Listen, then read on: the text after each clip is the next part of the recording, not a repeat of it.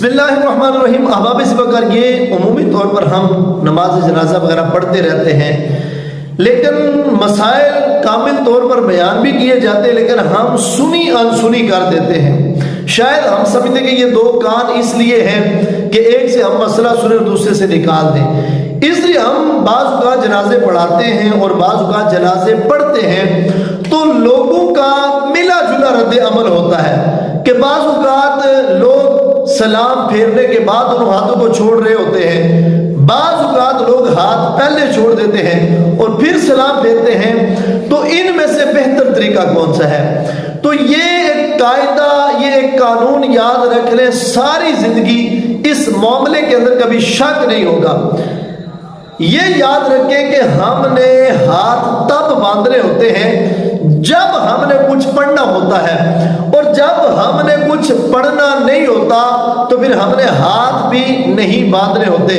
مثال کے طور پر ہم نماز عید پڑھتے ہیں، نماز عید کی جس وقت ہم تکبیر تحریمہ کہتے ہیں، جب ہم نماز شروع کرتے ہیں تو اللہ اکبر کہہ کے ہم ہاتھ باندھ لیتے کہ ہم اپنے ثنا پڑھنی ہے۔ ثنا پڑھنے کے بعد ہم نے 3 زائد تکبیریں کہنی ہے، تو پہلی تکبیر اللہ اکبر کہہ کے ہاتھ چھوڑ دیتے ہیں، دوسری تکبیر اللہ اکبر کہہ کے ہاتھ چھوڑ دیتے ہیں، اس طرح تیسری تکبیر ہاتھ کہہ کر ہاتھ باندھ لیتے ہیں۔ چونکہ پہلی 2 تکبیروں کے بعد ہم نے کچھ پڑھنا نہیں ہوتا، ہاتھ چھوڑ دیتے ہیں، اور جب ہم تیسری تکبیر کہتے ہیں زائد تکبیروں میں سے، تو چونکہ اب ہم نے سورہ فاتحہ کی تلاوت کرنی ہے، 7 سورت ملانی ہے، تو ہم ہاتھ باندھ لیتے ہیں۔ اسی طرح نماز عید کی دوسری رکعت جب ہم رکوع میں جانے سے پہلے 3 زائد تکبیریں کہتے ہیں تو ہر بار ہم اللہ اکبر کہتے ہیں، کانوں تک ہاتھ اٹھاتے ہیں اور پھر ہاتھ چھوڑ دیتے ہیں، اس لیے کہ ان زائد تکبیروں کے بعد ہم نے کچھ نہیں پڑھنا ہوتا۔